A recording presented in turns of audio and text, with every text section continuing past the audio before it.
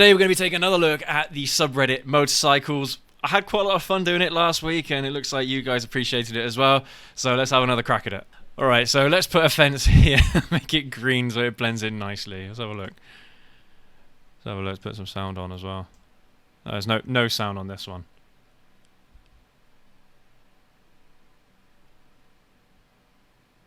Oh my goodness. Yeah, I didn't even see that.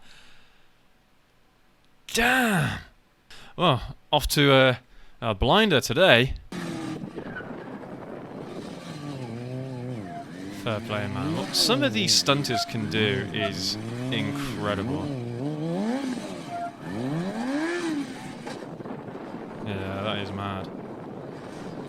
So one thing that I learned recently that I didn't know about stunt bikes is they have a rear brake on the handlebar as well. So that's how they're able to control the rear wheel as much as they do. Yeah, just look at that sprocket though. That rear sprocket is absolutely massive. But I suppose, yeah, when you're trying to pull wheelies like that all the time, those rear sprockets really help. I posted this in Honda CB and got torn to shreds. Okay, $500 for this 93 CBR 900RR, thinking I'd steal the front end off it for my 81 CB 900F build. Should I, or is it too cool to rip apart? Yeah, that is absolutely too cool to rip apart. That's 929, I believe, a 929 Fireblade. Yeah. I don't know. What do you guys think? But that bike is too cool. Absolutely too cool. Yeah, don't do it. If it runs, and if you have vehicle inspections or something like that, wherever you are, this looks like it's in the United States somewhere, maybe you don't. If it runs, and you don't have any vehicle inspections to go through, just run it. Yeah, just ride it as is. That's going to be much better than a CB 900F. I mean, shall I have a look? I wonder what he's talking about, the front end. Because this bike looks nothing like that CBR Fireblade. Nothing like it. This person must be trolling. There's absolutely no way you would ever do this, especially if this bike is perfectly functional. And the thing is, it looks like it's in pretty good nick as well. I mean, okay, it's what is it? A 91, a 93 Fireblade. It looks in pretty good shape, to be honest. Okay, the seats are a bit rough, but I don't know. Maybe it won't take much work to get it running if it isn't. But yeah, can't do that. No, absolutely not. That's a crime. If you do that, that is an absolute crime. Alright, so just before we continue this one, I do want to announce that we are going to be going live next Thursday. So what day is that? Is that the 21st? Thursday, the 21st of December. We're going to be going live. We haven't done it in a long time, so we'll see how we get on. But yeah, so we're going to be going live on that day at 6 o'clock. 6 o'clock UK time. We look forward to seeing you there. High-sided last night. Okay, I mean, damage isn't too bad on this side. Yeah, exhaust messed up. Zip ties on the foot peg. Yeah. Okay. Didn't look too bad on this side, but yeah, we can have a look at the damage on that. But even then, I mean, that's not too bad. If that's all that happened, when you had your high side, you're lucky, man. That's not a lot of damage, I don't think. Is it common to have trouble with bike dealers? In 4 shops, at the last 3 of them, they treated me like trash. Is it common in the bike business? No, not in my opinion. No, I've never had a bad experience at a motorcycle dealer. At least, you know, when you go in there to buy a bike. If you're going in there to buy a bike, they want to be your best friend, you know, because they want to complete the sale. So it's not really in their best interest, I don't think, unless it's like a different culture in the United States. I don't know. Using the word trash, I'm assuming that you're in the US. I don't know. It might be different over there. It might be dependent on the type of bike you're buying. Maybe if you're looking to buy a cruiser, you're going to a Harley or something like that, a Harley dealer, maybe they'll treat you differently. But in my experience, because they want to get the sale, every single motorcycle dealership will usually try and be your best friend. You will get sometimes salesmen that try and really push the sale. They have a really hard sales technique, and that rubs up a lot of people the wrong way. Some people appreciate it and admire it, I suppose, because they're really trying to get the sale. But more often than not, when it comes to selling motorcycles, same with cars, you let the bike do all the selling, you know? And then if the person decides to buy it, then great. If not, then well, maybe there's something not quite right with the bike itself. Maybe there's a little bit more you can do to tart it up, clean it a little bit better. I remember when I was looking to buy my first ever car, I went to a dealership. It was a used dealer, and there were scratches all over the car. It didn't look like it had been looked after, even though I had no idea about cars back then. This was back in 2010, I think it was. Maybe 2011, 2012, something like that. But it didn't look good. The guy is desperately trying to get the sale. And in the end, I went for the same car, but a different dealer that just looked a little bit better. To a lot of people, the look is what sells the car or the bike in this instance. Oh, okay. This is a good question. Defensive rider versus aggressive rider statistics question. Serious question here. Most of us know that a motorcyclist is 20 to 30 times more likely to be involved in a fatal collision than a kg... Than a what? A cager? Depending on your location. I've never heard of that word before. It might be slang of some kind. However, I've always been suspicious that most defensive riders are far less likely than that. I have two friends die on motorcycles involving automobile collisions. While it was tragic, I was surprised by neither as they rode aggressively and erratically. Looking at my limited understanding of statistics, it seems higher percentages of deaths and injuries involve alcohol, extremely aggressive riding, very inexperienced riders, lack of helmets and safety gear. And I suspect there's a lot of overlap of these high-risk categories, and people that are high risk are skewing the data heavily. Unfortunately, none of these studies I've seen seem to get into the normal rider and what their risk level actually is. Now, I suspect that a regular rider is around 5 times the likelihood, and the high risk is 100 times the risk. However, I would love it if there was something to back this up, or correct me if I have a false sense of security. Interesting question. So, in my opinion, and from my experience as well, I ride assertively. That is kind of the way how I would describe my riding behavior. So I don't ride aggressively, I ride assertively. So what that means in, kind of the definition that I've been taught anyway, and my dad, who's a police officer, when he was doing his advanced driver training, well, he was a retired police officer. When he was doing that, that's how they referred to it as well, is assertive driving behavior. And the idea is that you take the decisions away from other people on the road. So if there is a decision to make, whether it's for an overtake, whether that is for filtering, whether that is for even just roundabouts, even giving way, things like that, you take opportunities as they come to keep as far away from any other road users as possible, because the biggest danger to you is other road users a lot of the time. But with motorcycles, because it's just so easy to get so much power out of them, when you are stupid with them, you are the biggest risk. You are to yourself. You are the biggest risk. So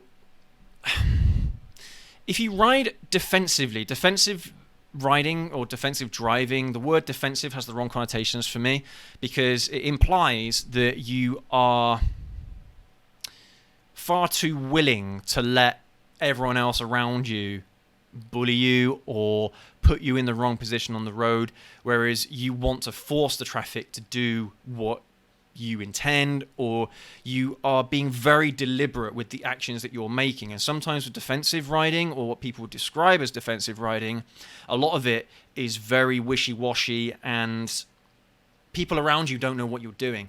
And this also applies to driving cars as well. It's not one of those things that just applies to motorcycles. If you have this assertive attitude to riding your bike, you will apply that to your car, and you will probably be safer as a result. So you see all the videos of drivers pulling out in front of people. People see that and they think, oh, motorcycles are really dangerous and things like that.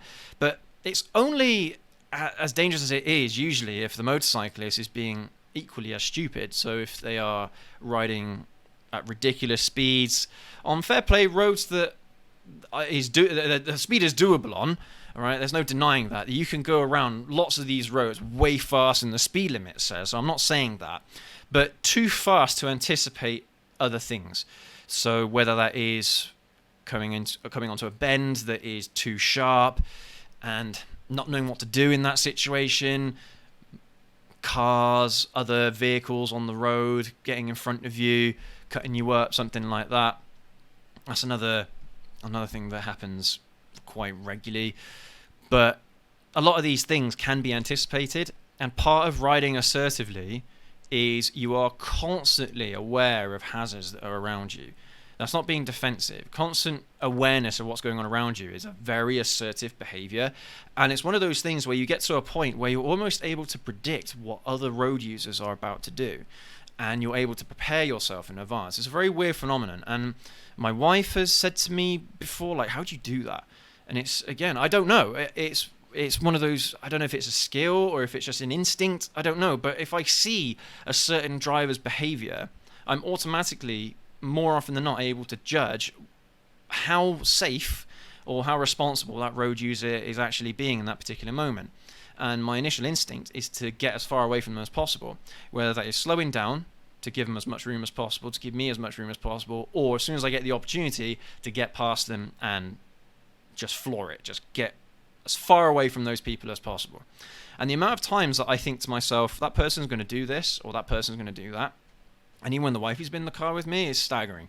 You can, if you learn and you practice, anyone, I bet you anyone can do it, where you can just pretty much work out exactly what a person is going to do with very small cues, very small indicators that that's actually what they're going to do, and you can prepare yourself.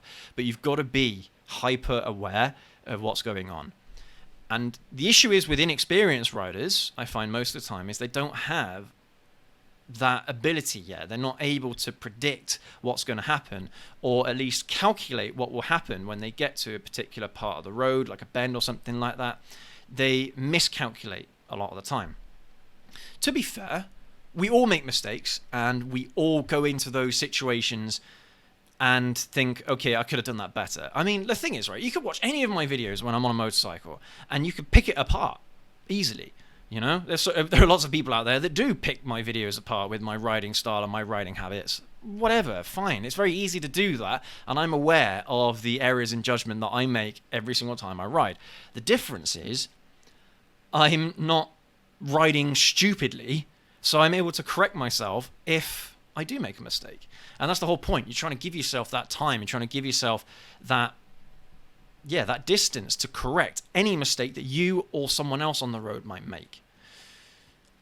Me personally, motorcycle riding isn't any more dangerous than riding a bicycle, than being a pedestrian, or driving a car, or any other vehicle for that matter, because it's all what you do in the moment. It's all about your attitude towards your riding.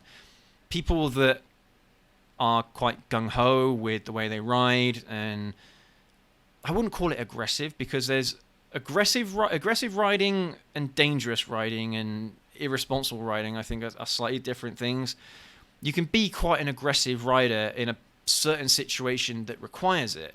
So, like, for example, if for whatever reason you've got to make an overtake quickly, you've got to be aggressive to commit to these assertive overtakes. I know I'm using aggressive and assertive, they're kind of in the same tone, I suppose, but sometimes you need that, and you get a lot of people that will not take those decisions because they're too frightened to do it. They're not confident enough or committed enough to make those decisions. And so that's what I mean when I say that these road users, these defensive road users, as I understand them, allow too much of other driver behavior to influence the way how they would ride and the way they drive, whereas I don't. I like to take that out of the equation entirely, limit the variables that other road users are having on my riding and my driving.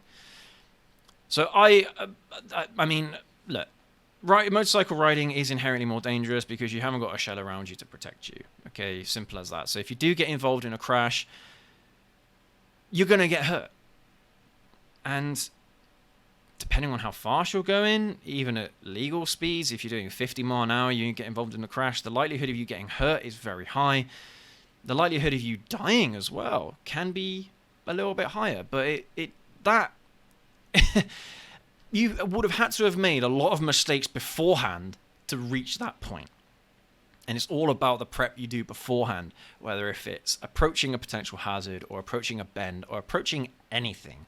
You have to be able to work out in your mind anything that can happen during the kind of hazardous phase, if you like. But anything can be a hazard. Riding in a straight line can be a hazard, just as much as a hazard of going around a bend. So you can't switch off that instinct. You have to keep that at all times when you're on a motorcycle and when you're in a car, of course, as well. So these statistics, I do take them with a pinch of salt. In fact, maybe a bit more than that, maybe a bit of salt and pepper, because it's just arbitrary numbers, really. Taking statistics from people who are dead is very easy because they're dead, you know. Whereas if you take numbers from the amount of people that have encountered close calls over their riding career and survived or managed to correct something to avoid the potential hazard, to avoid the potential fatality, those numbers aren't taken into consideration. So, yeah. I think there is certainly, I mean, when you look at stats, there is certainly a higher percentage of motorcyclists that die than drivers, you know. For the amount of cars that are on the road compared to the amount of motorcycles that are on the road, the ratio is higher for motorcycles. But again, it's all about how you ride. The risk is up to you. The amount of risk that you choose to make, that is up to you.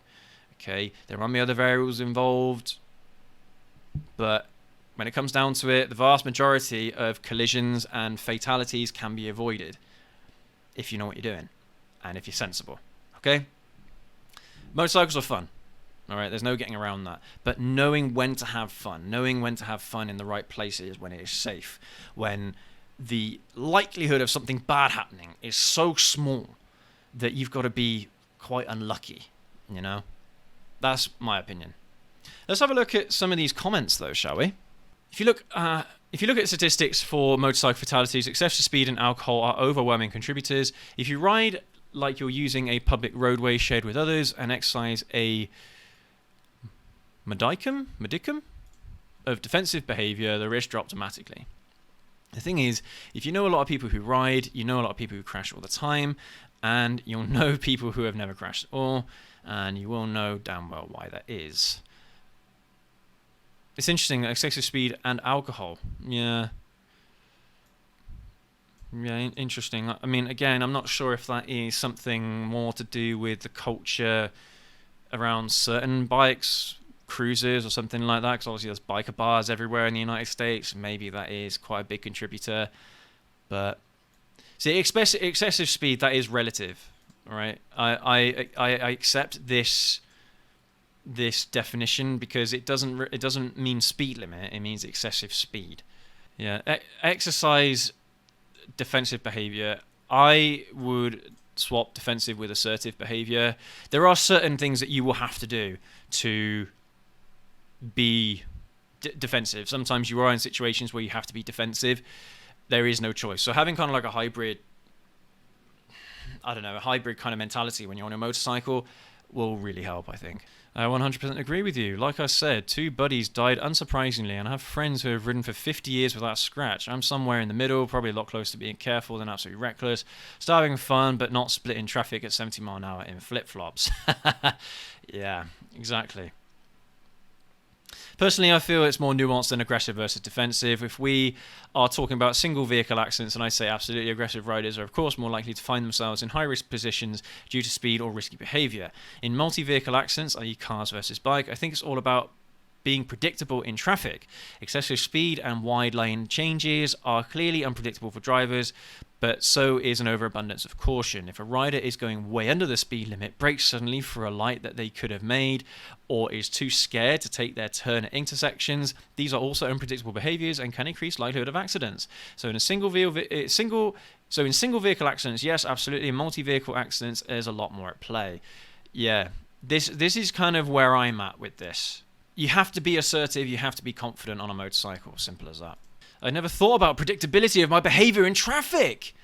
How can you not think like that? You have to be as deliberate as possible, and this person doesn't know. That's an interesting side of things. I've ridden for years and been only one multi-vehicle accident or one single vehicle accident. The single accident was 1000% my fault, but the multi-vehicle was someone drifting into my lane on a two-way road. I avoided the grill of his Ram, 2,500. I don't know what that means, but took the full force of his tow mirror to my helmet.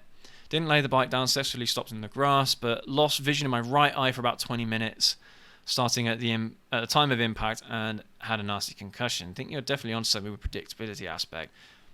Guys, how do people not know this? This is the problem. So many people don't learn. They think they passed their test and they think they're an expert when you're not. You have to learn these things. Seriously, this is really important. Being predictable is the best thing you can do, because it takes a lot of it out of the equation, a lot of the variables out of the equation. Anyway, let's move on. But let me know what you think down in the comment section, what you think with this question. Scam. 1995 Honda Shadow VTX, $1,000. 31,000 miles, manual transmission. Looks in pretty good nick, if this is a legit post, but looks okay. Rode it every day. Pretty sure, is that... Yeah, that's the wrong way to say road, isn't it? Get your English right. If you're going to sell something, please get your English right. It makes such a difference, because someone doesn't feel like they're buying from a moron, you know? Rode it every day for most of the summer to work and pretty much everywhere. I went on vacation and I couldn't find my key. After clean title in my name, needs gone ASAP, 1,000 or best offer, needs a key or new ignition. There's always a catch.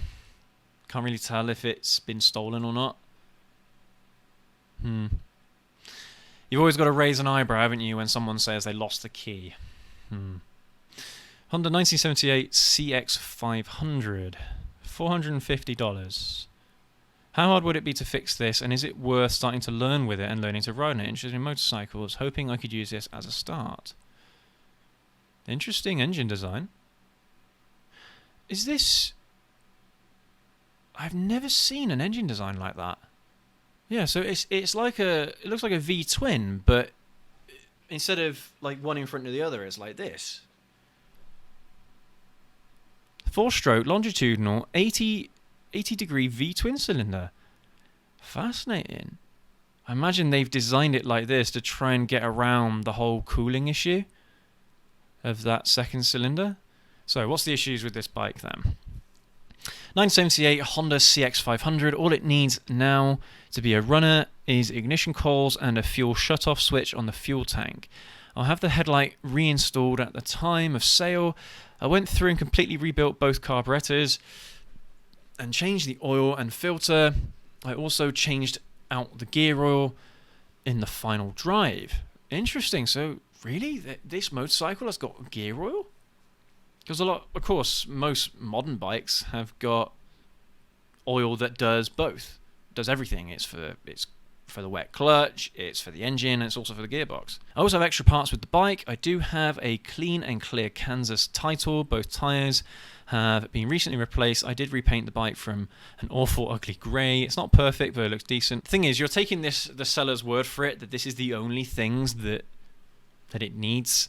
And they say they've completely rebuilt it. The problem is with this, you're buying someone else's project, and a good rule of thumb is you never buy someone else's project.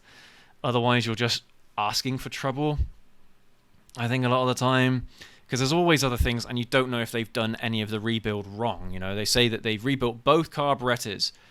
Could they have done that wrong? Changing engine oil and a filter is a pretty easy job. Anyone can do it, literally, with minimal tools. But carburetors... To rebuild a carburetor, you have to know what you're doing. So I wouldn't personally buy this as your first motorcycle unless you are mechanically inclined, because you will have issues with this bike from the start. First of all, you might not even be able to ride it home. You may be able to because it's just a switch on the fuel tank. I don't know, but you might be able to hook the fuel tank up to just a fuel line to the carburetors, and it might run. I don't know, but not for me personally. It might be too much trouble than it's worth. I mean, so when a seller says all it needs now to run is ignition coils and a fuel source off switch, it probably isn't. There's probably a lot more that you need to do to get it running, at least running properly. I'd say, yeah, if you are mechanically inclined and you know what you're doing, then by all means, maybe give it a go. $450 isn't that big of an investment. But I'd also do some research on this motorcycle as well, just in case it has issues. This engine design clearly hasn't survived the test of time, so it might be unreliable. Yes, it's a Honda, but it might still have its issues. So it might be worth doing your research beforehand in case there's anything else wrong with it that you didn't know before, and at least it gives you an idea of what to look out for when you actually look at the bike. But I wouldn't buy a bike that isn't running personally, unless I'm deliberately looking to find a bike and get it running, which you might be. And in that case, fair enough.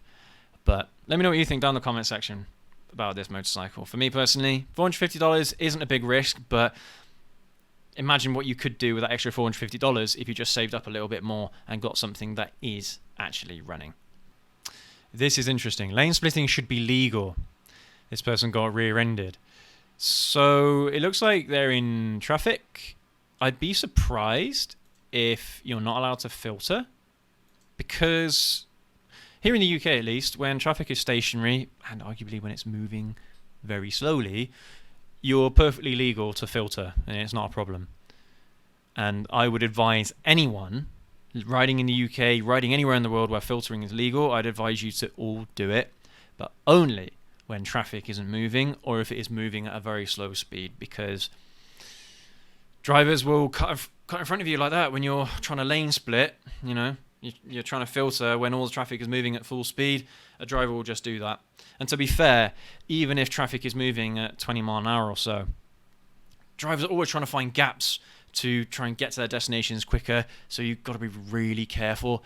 But it does at least help you when it comes to getting rear-ended. So something I would definitely recommend that everyone does is filter. You have a motorcycle, might as well do it. It's not about getting to the front of the traffic.